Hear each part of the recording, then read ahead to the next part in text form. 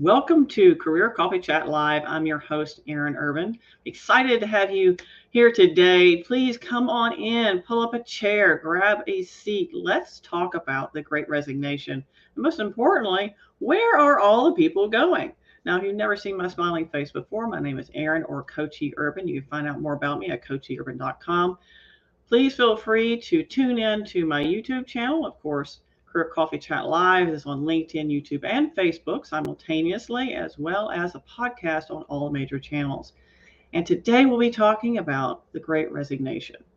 Most importantly, how you can thrive through that. So if you are a leader, you're bleeding people are running out the door. Where are they going? And most importantly, why? And how can you, as a professional within a company, maybe make a difference during this very change full time, right? We're having a lot of transformation, VUCA, volatile, uncertain, change, ambiguous. It's just a crazy time. So a lot of us are experiencing burnout. And what I hear most strongly from those executives that I coach is I'm trying to do everything and I am struggling keeping people. Well, as a good coach, I just ask them the question, well, do you like where you work? When the answer is no, I ask them another great question. Why do you think other people want to stay in a place where you don't like where you work? So we'll be having a great conversation. Now, my guest today is joining me from Magnet Culture. Cara Silletto. Here's the deal. My grandfather gifted me with the inability to pronounce any names. So if I mispronounce anybody's name, we'll blame him. Cara Silletto is joining me to talk about what is going on and where are the people going. So Cara is a workforce thought leader. She works with organizations of all sizes to reduce unnecessary employee turnover by bridging the generational gap and making managers feel more effective in their roles. Workforce Magazine in Chicago named Cara a game changer for her innovative approach. And most importantly, Cara is also the author of the book, Staying Power, Why Your Employees Leave and How to Keep Them Longer. So let's talk about what it takes to really, really thrive through this very challenging time. And why is the Great Resignation happening right now? Cara, it's glad to see you. I'm so happy to have you on the show. Thank you for putting up with my grandfather's gift of mispronouncing everything. Oh, that's not the worst I've gotten. It's fine. I've been called Irwin, Earn. That was a good one. Yeah. Hot. Why not, right? My actually true story about this, and it is the thing. Erin was not going to be my birth name. In fact, my mother wanted to call me Elspeth. Tongue twister. Yeah. She didn't because my grandfather would never be able to pronounce my name. That's it. Oh my goodness. So she knew that he had that gift. Huh? Oh yeah, it's terrible. And unfortunately, sometimes he shows up in me too. Shock and awe. So I thank you for joining us. I've been looking forward to this conversation. And for anybody tuning in now or later, please hop on. Please say hi, say where you're from. We want to welcome you to the show because after all, this is your time too. And we want to share our knowledge with you and help you thrive and be the best version of yourself and live the best life. And speaking of, my executives are not necessarily living the best life right now, Cara. Yes, it's a struggle. The struggle is real, as they say, right? Right. And it's funny. I have been asked, what, are we just a nation of quitters? No, that's not what's going on. Yeah. Actually, recently, one of the LinkedIn economists was on 60 Minutes, and she called it the great take this job and shove it movement. Because I think it comes back to what you were saying earlier, Erin, which is, do you like working there? Are these companies that you want to work for? Does your boss appreciate you? Do they care about you? Do they communicate well with you? Does the company care about you and communicate well with you? And a big piece of the puzzle right now that I think is causing a lot of the Great Resignation is the workload, just out of whack workloads that they kind of inched over time, a little bit more, a little bit more, a little bit more. Oh, we're going lean. I Oh, hate it when people misuse that term, particularly as a Lean Six Sigma black belt. Drives me nuts. And we're exactly. going lean, which means basically we're giving you more work and with less resources. Yes, yes. And to your point, I'm not bashing the actual lean methodology and the Six Mhm. Sigma. I love that stuff. I'm an efficiency guru. I love that. But I think, like you said, people use it as an excuse and then they just continue to say, well, we're going to run a tight ship, we're lean. And really, what they've done is they've cut out all the cushion. They would call it fluff, right? Oh, we don't need assistant managers. We don't need frontline leaders. We just need people to come in and do their own job. But that Right. means there's no cushion between, what if somebody goes on vacation? If you're Mhm. running a tight ship, then everybody else on that team gets screwed, pardon me, when somebody goes on vacation because they have to pick up the load and they were already working overtime. Exactly, No. exactly. And I saw this coming years and years and years ago Yes. when we started having what I would say our sequential economic downturns. Hmm. Every single one, we got tighter and tighter and tighter, and people started carrying more and more and more and wearing more and more Exactly. hats. And I thought to myself, this is not headed in a good direction. Right. There is only so much people can deal with, Hmm. It's right? not sustainable. And Right. that's the point that we have hit is businesses tried to get leaner and leaner and leaner. And Mhm. now they've realized that they cut too much and Right, they can no exactly. longer operate. And honestly, the staff is the one that's throwing in the towel. They're saying, nope, I am not going to do a job and a half. Not going to do it. Or Absolutely, two absolutely. jobs. Absolutely. Yeah. I mean, people are just fed up with Hmm. what we've been putting up with. And now I have heard from some generations that are like, oh, well, that's just because those, darn Gen Y and Gen Z, they don't know how to work. Time out, people. Okay. Look, let's have some real talk here. I am a Gen Xer. And quite frankly, we just walked into a methodology and a way of being that Yes. wasn't what we wanted. It just was what it was. And we put up with it because we told, well, that's just the way this is. And you just have to deal with this. We didn't like it. And quite frankly, baby boomers, no offense, you didn't like it either. Right. So Right. thank goodness we finally have a generation that says, yes, my well being matters.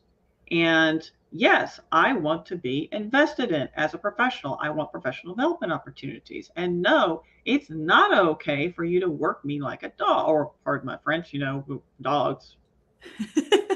Right. No offense against dog people. Yeah. Or work me like that. It's not sustainable. And we have evolved into this workaholic culture. Yeah. Now, what does that do for anybody really? What positive things do you get out of this workaholic culture? Right. Well, and some backstory on that. So I happen to be one of the oldest millennials. I was born in 1981, and we're not the youngest ones anymore. I just turned 40 not too long ago. But because we're in that 25 to 40 age range, this millennial or Gen Y group, and a lot of people blame our generation for the pushback and we have no work ethic and don't want to work at all, that kind of thing. But if you look at the demographics, it's actually kind of an hourglass. We had 80 million baby boomers, then we only had about 60 million Gen Xers, and then 80 million millennials. So Right. exactly what you just said, the Gen Xers came into the work world and reported to this massive group of We boomer were bosses. outnumbered. Yes, absolutely. And so most of the Gen Xers I talked to, they fell in line. That because Yeah. they had the respect. They were taught to do that. You respect your Or elders. else. Why? Because I said so, Aaron. I That type of thing. know. And so then you had this generation that fell in line, respected the chain of command, did what they were told. Then the Mhm. next generation comes in and sees how miserable some of those folks were. Not everybody, but we saw a lot of our older siblings or aunts and uncles or even parents working like crazy, not getting the respect and appreciation they deserve, and getting laid off. My mom actually, she worked so hard and she got laid off multiple times during my childhood because the company would just eliminate that department. She was a great worker. She got stellar reviews, but they would outsource or offshore that entire department. And so she taught me, look out for yourself. Do not believe a company just because they say, oh, you're fine, you're fine. People told her that. And then on Friday, she got let go. Exactly. And for those of you tuning in, an hour later, let me know if this resonates with you. I don't want to say hi to Donna. I see you're over there on LinkedIn hanging out. Good to see you. But does this resonate with you? And what stories did you hear around the dinner table when you were growing up? And what did you see? And what impression did that make on you? I know that for me, it was a little bit different because my family, I grew up on an 80-acre farm, but yet there was that work hard ethic, right? You work hard and that speaks for itself. Huh? We did, but we grew up with that myth. We really did. We grew up Right. But that's not everything. And I would argue that with particularly the younger generations who grew up with more technology, everybody had technology in their time, but we had kind of the technology boom that happened in the 90s and early 2000s. And in a lot of cases, younger workers can work smarter, not harder. I mean, I did not grow up on a farm, but I can run circles around people with formulas in Excel. So I can, I can do things much faster. I can automate that. I can come up with a software, not that I don't write code myself, but I will find an app or a system and implement those kind of things. And so not that makes up for, a traditional work ethic that we want to see, but I have seen the shift go from that workaholic nature of, well, we live to work, that's what you do. That's who you are. I mean, how many of us know baby boomers who are now retiring that don't know who they are if they're not their job? I mean, my dad's generation, he's 75. He did not retire until he was 72. And so, and some can't either, thanks to those economic cycles. Well, and for him, everybody wants to make sure they're not going to outlive their money, but his fear was not outliving his money. His fear was, well, who am I if I'm not my business and my job? And what am I going to do on Monday? Yeah. I mean, he even has no hobbies because he was a workaholic his whole career.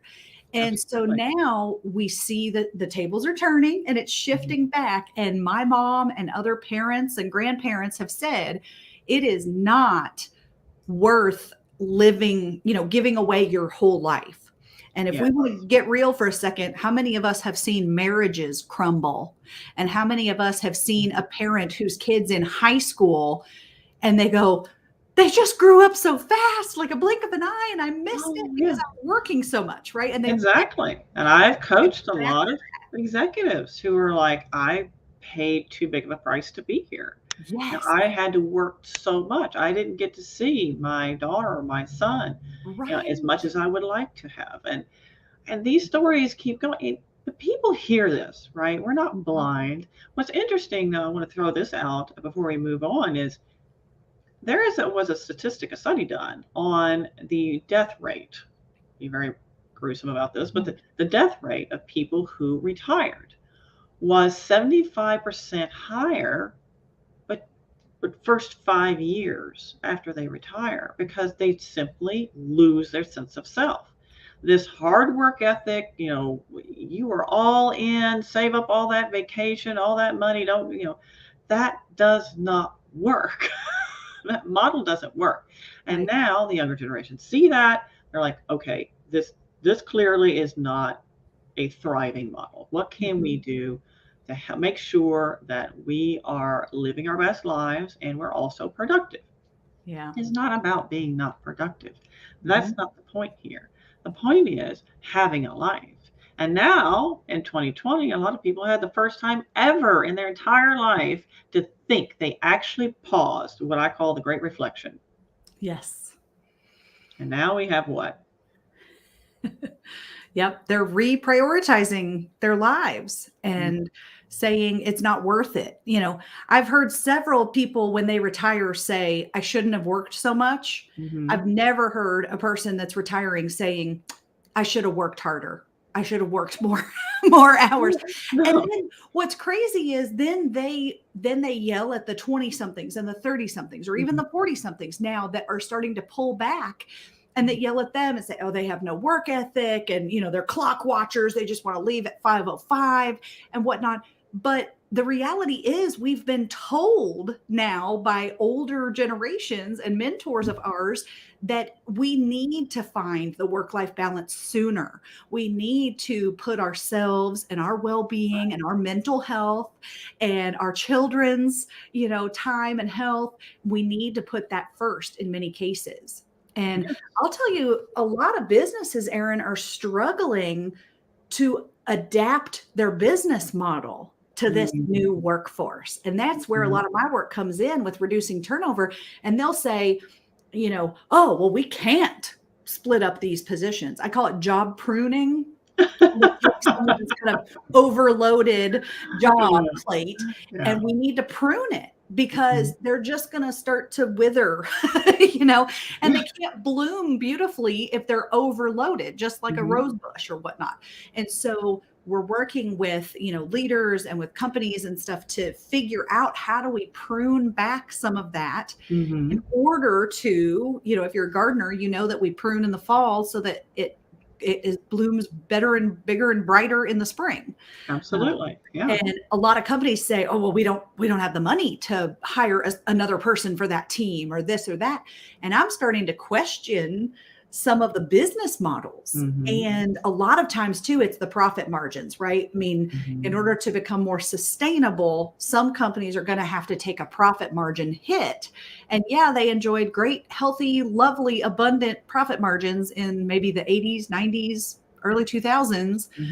And now they're going to have to adjust the workloads and the pay for people in order to remain sustainable. Otherwise, good luck trying to keep this new workforce. Absolutely. Absolutely. Yeah, because it's not just about remote work. I think that's a part of it. But there's a lot of elements going on here, and I'm interested to know: is this an opportunity, leaning back on the Lean Six Sigma, the continuous improvement part of it, for businesses to consider? Are we following the optimal model to get X done? So if we need to get X done, are we really doing this in a straightforward, energy efficient way? Yeah. So that's one thing for them to consider. And also, do you feel, Cara, that the global market is driving perhaps a rethink of how people need to structure their businesses? Yes, and yes, and yes, and yes. Yes.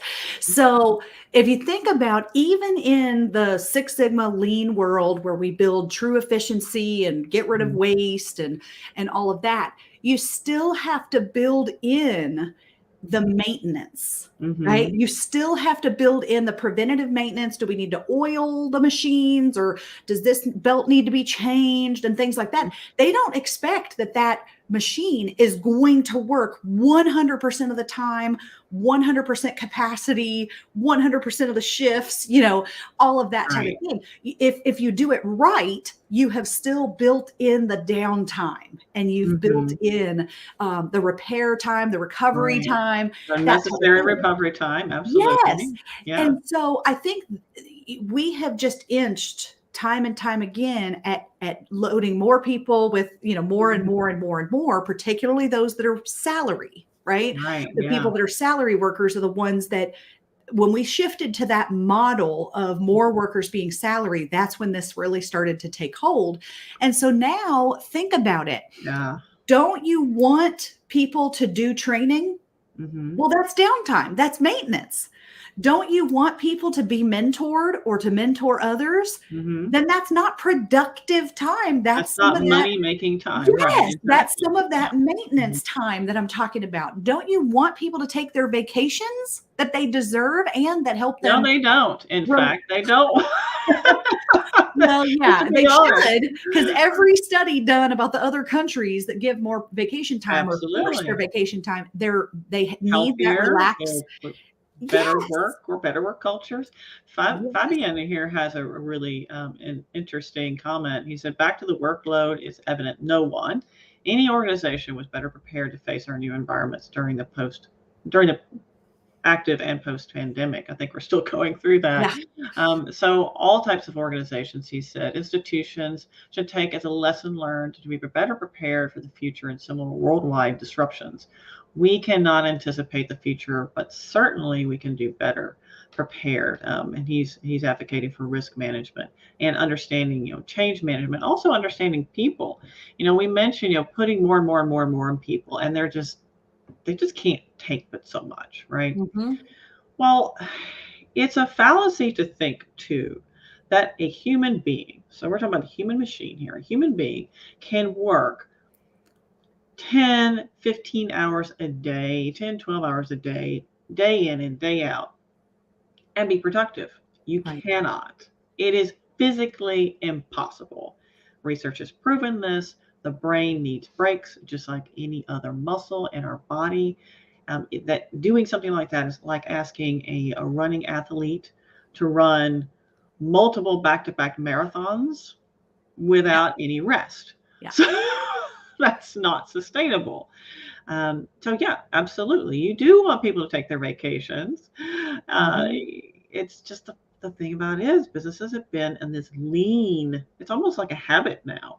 Yes. It's an expectation at many organizations, and it's a bad habit that's hard to break. Right, right. And my team, I specifically make sure that my team does not go over 40 hours. All my Mhm. salary folks, not even, I mean, very rarely if there's a project deadline or something, but even then, I'm going to give them some extra leniency the next week or something if they Mhm. had to stay late or do something like that, because we pride ourselves on making sure that people put family first. And Mhm. yes, our clients' needs are met. We do meet our deadlines, but we Right. don't overcommit. That's another thing that a lot of times sales and Yes. operations are fighting, because Mhm. sales wants to keep selling and get their commissions and their bonuses and Yeah. hit their numbers, and operations is going, stop selling, we can't Our do more. capacity, we can't Yes, do it. yes, Yeah. And show me an organization where sales and operations aren't like this right. along the way. Right. I would love to hear about it because I haven't seen it yet. Yeah. It's a fairly common issue, and I get it. People want to make money, and if that's your business model, you have a strong growth business model, be prepared to onboard new people and have a process to do that quickly, Yep. right? Kara, is Oh that yeah. something your team works with people as well and help them understand? Okay, well, this is what you want to do. Yes.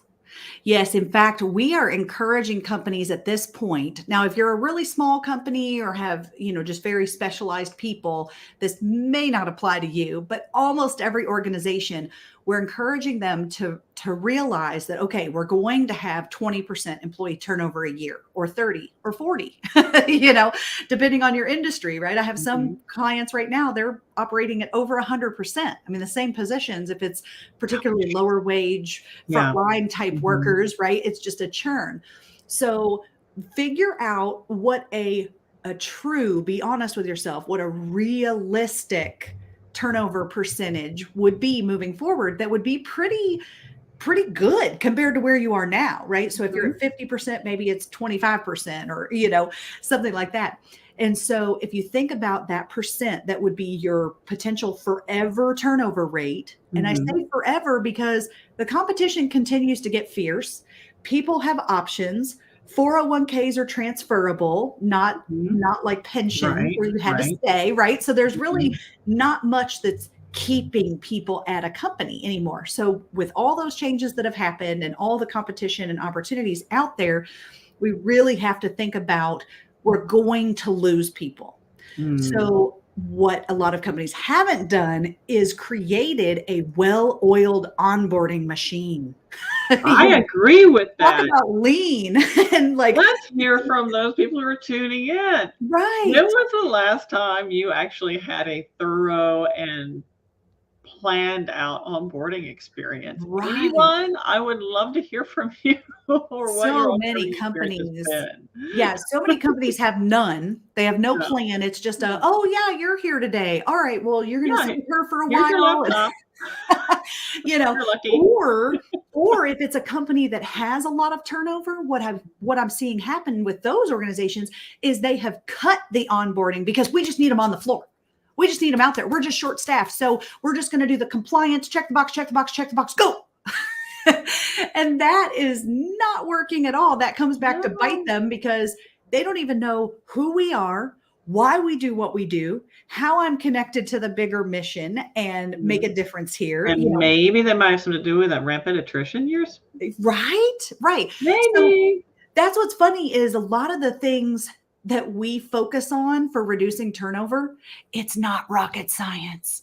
It's honestly just going back to some of the fundamentals of, do you have the proper onboarding experience in place for those new hires? Have you trained your managers to be good managers, to communicate well? Do they have emotional intelligence classes?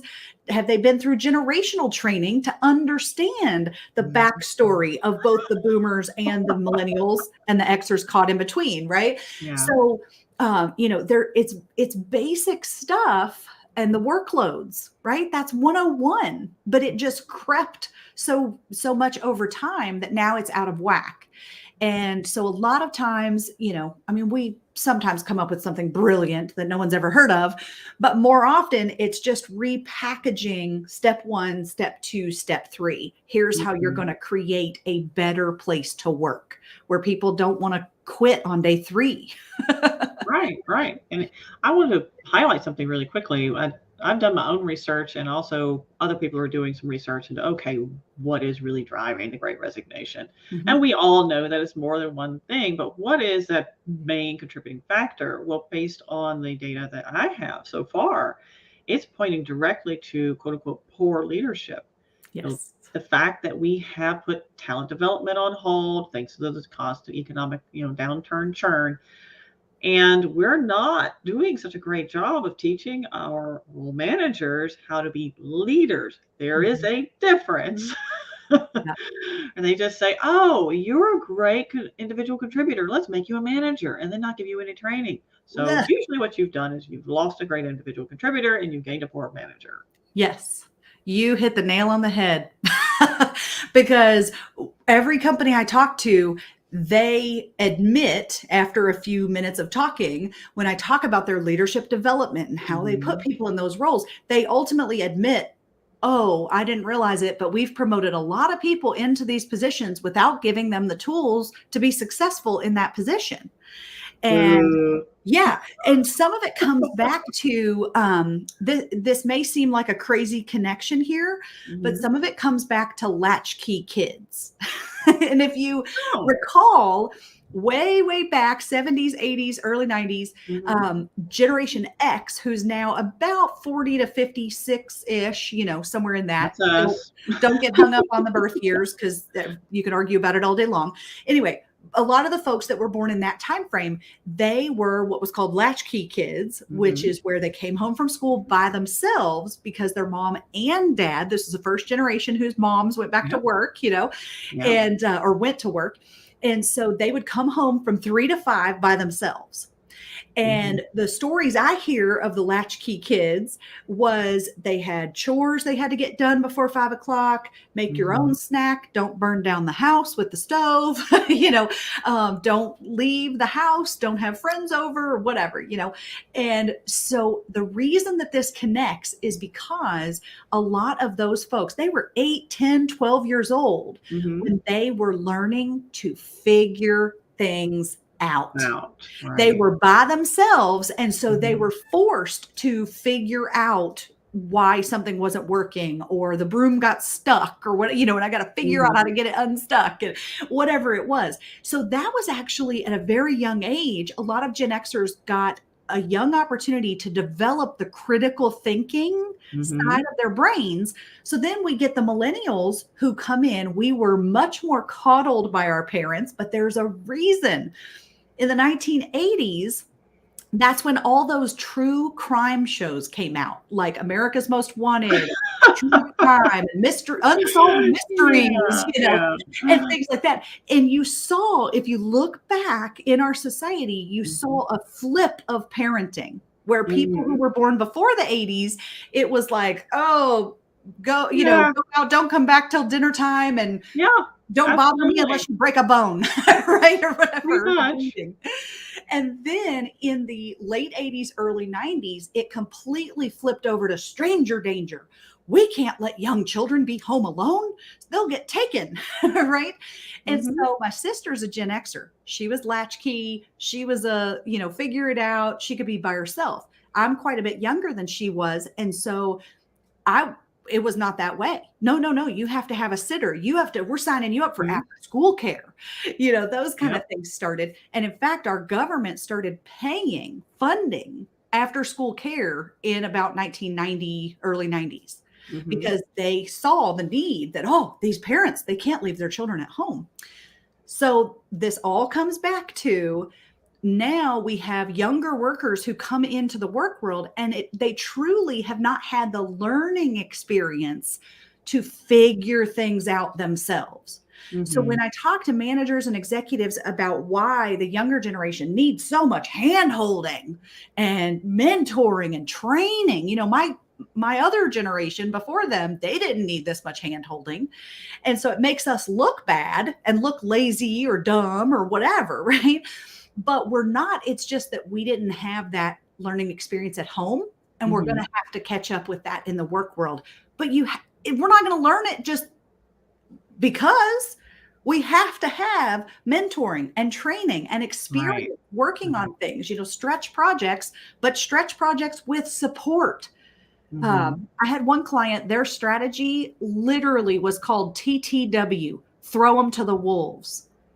And anytime they saw potential in someone, they would give them a stretch project or promote them to a position with no support, no training on it, nobody to talk Ah, to. And they said, well, we'll just throw them to the wolves. It'll be a good test for them. And if they make it, they get to keep the job. And if they don't, then they'll quit. They'll weed this themselves is out. so medieval. Right.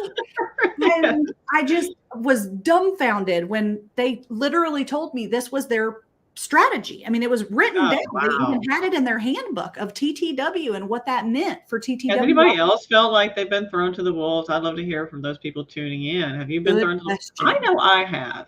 I have quite a few times. Pretty much every job. I get the job, no onboarding. We have a meeting tomorrow, show up. I mean, it's like, okay, like Right. figure it out. If you don't figure it out, then we will then make you look bad at the next staff meeting. Pretty Yes. much. Yeah. Yeah. Oh, it's unbelievable. So, anyway, that just goes back to kind of the onboarding, management training. It ties so many things together when you understand the backstory of how the different generations were raised, what was going on in our society during that Oh time. yeah. And that leads to this different mindset that people have, and why Mhm. there's so much friction between a traditional mindset and a Right. newer workforce mindset right now. Absolutely. Yeah, that makes a lot of sense. And it was interesting because I had an executive that I was coaching ask me about the sense of urgency. She's like, Mm. I don't see any sense of urgency in my young managers. There's no sense of urgency. Like they need to pick up the phone and call, and they won't pick up the phone. I was like, okay. Yes. Well, first of all, for some generations, picking up the phone is like a confrontational event. Yes. So you might want to have a conversation with them, a nice conversation with them about what they're experiencing when you say, all you need to do is pick up the phone. What are they feeling and why? What's going on there to help them become aware of that Yes. subconscious feeling that, "Oh, I don't want to have a confrontation. I don't bother anybody by picking up Right. the phone because for some people, that's just, I'll send a text or I'll email, but don't pick up the phone. Yes. Right. And that's just sending a different message to an older generation. It was like, just get it done and pick up the phone. What's wrong with you? You don't have Right. any sense of urgency. And it's not that they don't, it's just how they're approaching it is very different. Hmm. They'll send an urgent instant message. Right. Well, and I have team members that you know, I will give a project to, and then they will say, when do you need that by? Mhm. And I'm thinking, as soon as you can do it. You know, because I do have a little more of that sense of urgency built in. So I'm thinking as soon as you can do it, but I also know they're working on other things. Mhm. And if I reroute them, that might slow them down, or maybe they're doing something on a deadline for someone else that I'm maybe even unaware of. And so then I will give them that deadline. And my natural style would be ASAP type of thing, but I have to come to grips with that's not how everybody works. And as long as that person gets it to me by this time that I need it, Mhm. what does it matter that she got some other things done in the interim and then got to what I needed? Now, if I do need it quickly, I can communicate that and say, well, what else is on your plate? Because I really need this quickly. So can we reprioritize a few things so you can Mhm. get to that this afternoon? Right. Or something like that. Like we'll talk through it and work through Mhm. it. But I don't think she's lazy. I know she's working on Right. other things, So that sometimes comes across as a lack of sense of urgency and whatnot. Mhm. And you're spot on with the communication too, the telephone, because I just saw another fellow generational speaker friend of mine, Lindsay Baccardo. She Mhm. posted a great thing on LinkedIn the other day. If you don't follow her as well, you should.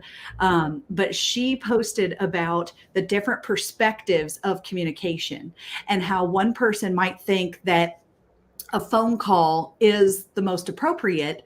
Someone else thinks that phone calls are bothersome Right. because if you just email me, I can get back to you on my time.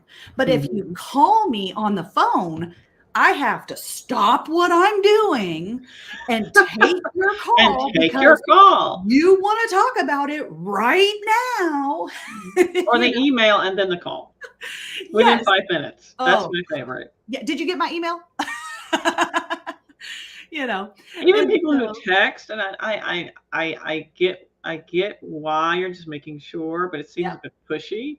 But that's my Mhm. that's my work style. Like that's just my work style. So we also have to keep in mind that not only do we have generational styles, we Yes. also have different work styles thrown in the Right. mix too. So it's a very interesting thing. So Kara, you know, where are the people going? Yeah. So there's a few different pieces of the puzzle here. We did lose, if you're not already familiar with this, we lost about 4% of our participating labor force because of the pandemic. Mm-hmm. So within that 2020, early 2021 timeframe, we had millions of baby boomers that retired earlier than expected Yes. because either they were reprioritizing, I want to spend Mm-hmm. more time with my grandkids, Mm-hmm. or there was a fear of COVID in the workplace and not Right. wanting to get sick and be exposed to that. Different reasons, but we saw a big uptick, an upswing in the number of Mhm. boomers that walked Right. away from their jobs. Mhm. And a lot of baby boomers would typically have little part-time jobs in Mhm. retirement, but they're not going into retail and other positions again because of the fear of COVID and things like that. So we're missing a lot of those baby boomers from both full-time and part-time roles. We also lost almost 3 million women from the work world during the pandemic because of the childcare and school shutdowns. Right. Right. And by the way, that's not over because No, it's not, and I really don't know. I really don't know how anyone who is like, say, both, yes, mom, dad, both work, yes, or you're a single mom or a single dad, you're a yes, single parent, and then have I really you're I saw exactly right. my stepsister just literally lose her mind Yes, because she has a 6-year-old boy. She's an ER nurse. She is not staying at home. She's not working from home. She no, has to go in, right. and she would get home and he's done nothing and has no intention of doing any work for Yes. school. And she's like, "What do I do? Like he is falling behind, and I can't. Like this is It's it's heartbreaking. heartbreaking. It Yeah. really is heartbreaking." Yeah, and my son, we live near the Louisville market. We're just Mhm. outside of Louisville, and my son has only been in school.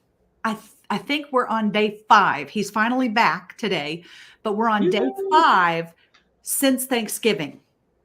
That's as many days as he's been in, because our school shut down for various Shutting reasons. down, right. We had weather, we had, even in December when Omicron started to spike, the school shut down early. I mean, before all the other schools around us, because they said the numbers are climbing. We want to protect our community. Let's stay home for 2 weeks. So everyone did that. Well, then of course we had holiday break. Then we come back, we go back for 2 days, and all of a sudden there's not enough teachers. There's not Right. enough school operators and everybody And to speaking run. of Great Yeah. Resignation, teachers are leaving In the education droves. system like lemmings. I mean, it's Yeah. just like they are running out in mobs, and Yes. I can't really blame them. Or Yeah. I Same with cannot. nursing. We've lost thousands, I mean, hundreds of thousands of nurses nationally Mm, that have said, I'm not doing this anymore, right? Because right. of it's such a burden, such an Mhm. overloaded, overwhelming role.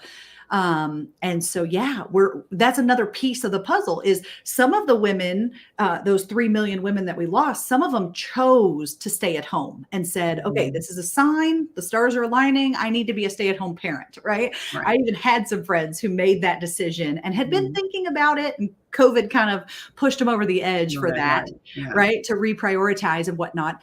Some of my friends couldn't afford to work financially because if their childcare was gone, they couldn't make enough, like the free school, public Mm, school. Not mhm. that they use school for childcare, but when all of a sudden you have no school and no childcare, Right. if you don't make a certain amount of money and you have a certain number of kids, it doesn't even add up to go Mhm. to work.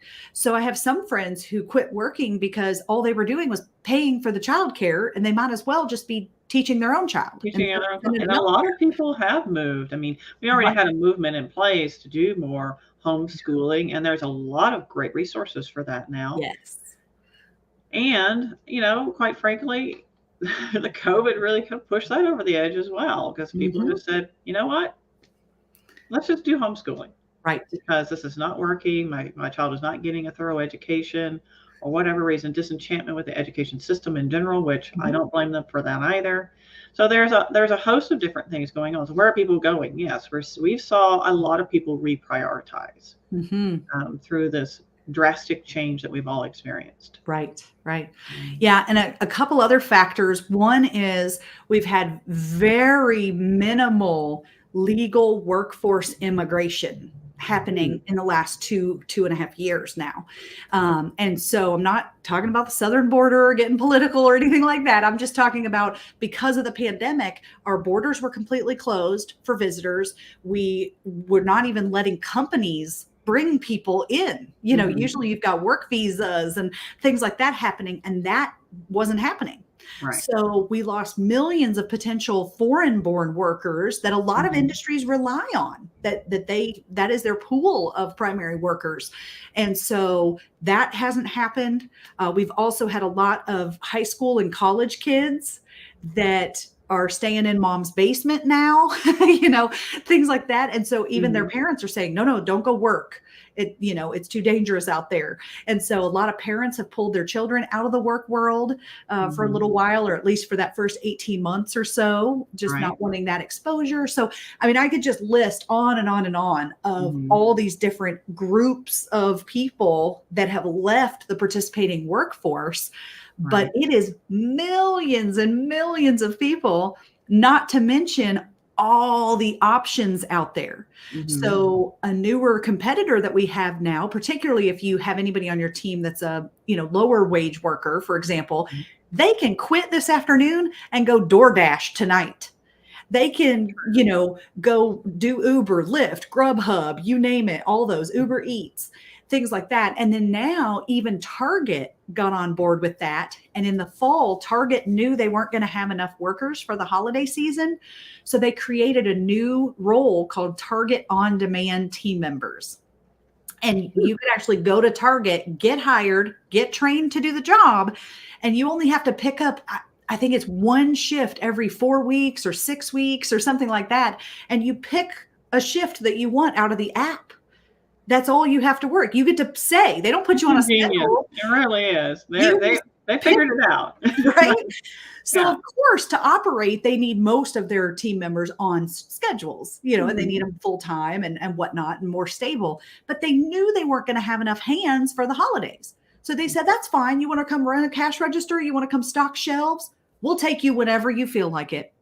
And that's great. And giving people the flexibility of choice, which leads me to our next thing that I've definitely noticed. Now, again, Great Resignation is not because people just want to work remotely, and that is also a factor. Right? It is a factor. And I've heard, with, again, some other leaders that I'm coaching, they're like, well, I really want the flexibility, and my company is run old school. They want to have people in butts and seats, even though we've been very effective with remote work for the last year and a half, almost 2 years. They want people back in the office. And if you're not back in the office, you're out of here. Well, people are leaving. Yeah, absolutely. There's a cost to that knowledge walking out the door. And for what? Right.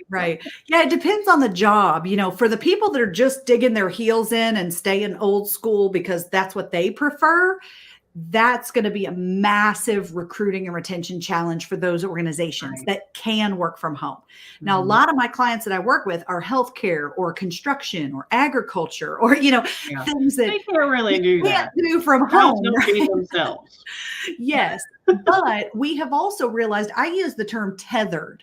So how tethered is that job? Is it tethered to a specific location and shift time?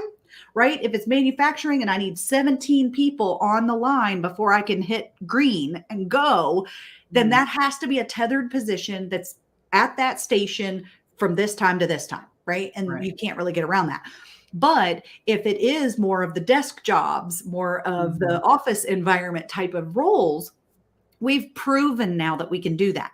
Is it everybody's preference? No, to work from home. It's not. Is everyone more productive at home, even though it might be their preference? No. So we do have to do a lot more. Let's go back to the management training conversation, right?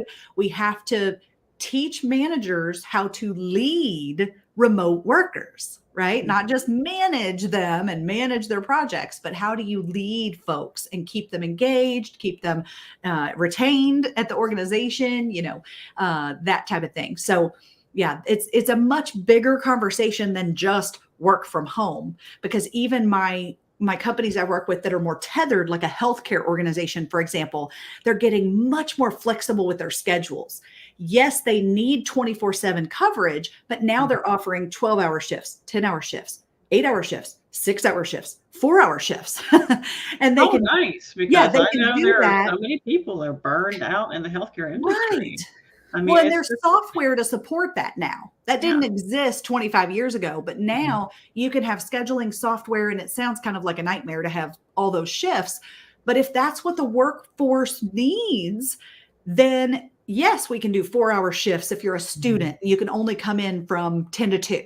That's fine. We'll take you, but they have to use technology and innovate creatively in order to put all the new puzzle pieces together in a lot of cases.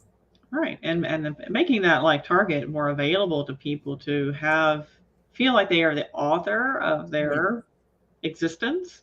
And I would have to say that by and large, historically, we have not felt that way. We've been told what to do, told when to show up, and it's disempowering. It really is. And a lot of people also have left to become entrepreneurs, which is actually a little surprising and not surprising at the same time, because 2020 was a very tough year. But a lot of people said, wait a minute, I can do something on my own, right, and be my own boss. Right. Yeah. I'd love to know how many Etsy shops launched in 2020. I'm sure you can find that out. I bet there were tons of people that started those side hustles that it was always a passion project or I don't have time. I wish I had time. And now I have time. Now we do. Well, Cara, what's one thing that you want to leave people with before we wrap up the show? Well, I would say whether you're a senior leader or you're a manager or you're a team contributor at your organization, I would say 2 things. One is appreciate everyone's contributions, whatever level, you're looking at people below, above you, wherever, appreciate what people bring to the table, right? Is one thing. And another one is people can't read your mind. So we all need to communicate our expectations. We Yes. were all raised differently. We come from different backgrounds, different companies coming together to work at this company. Mhm. And so just don't assume, don't criticize, don't be so judgy about how people do things or don't do things, and instead be much more curious about it and say, okay, well, here's where I'm coming from. And this is Mhm. what my expectation is because of how I've worked in the work world for 25 years. But I'm curious, where are you coming from? How do you see that? Like Right. the telephone conversation. I'm curious why you're hesitating at making these calls. Because Mhm. I'm going to assume it's not because you're lazy. There's got to be an underlying issue there. So, Right. Exactly. yeah. So just communicating that and try to stay less judgy. Yeah, it's interesting. Did an event with American Camp Association in the end of last year, and one of the speakers, one of my co-speakers, she was mentioning how there's definitely a movement towards more collaborative leadership, and we're Mhm. moving away from that top-down, ancient and old, and probably not very useful do as I say style of managing people and having Yeah. more collaborative conversations. And the other day I also saw a article with Harvard Business Review talking about how our brains were simply handled we're not built to handle this much uncertainty. One Right. of the things we need to do to help manage that for ourselves and our own well-being Mhm. is having more collaborative and candid conversations. We're so good at sharing content, but we're terrible at talking and communicating Yeah. In some effectively. cases, yes. Yeah, it's very interesting. Yeah, having that candid and collaborative conversation is so important. And Kara, it's been a deep pleasure to have a candid and collaborative conversation with you. Thank you for being on the Career Coffee Chat show. It's been such a pleasure having you. Thank you for all for tuning in. If you're watching now or watching the replay later, we want to hear from you. Don't be shy. Pop your comments or questions in the chat or reach out to either one of us directly. We're happy to help you. We're here to help you thrive. Reach out to Cara and connect with her on LinkedIn as well. You definitely want to follow her, what she does in her organizations. Trending and innovative, helping organizations become more effective and retain top talent. So, again, my name's Erin Urban or Coach U Urban. And for all of you out there, my friends, keep elevating.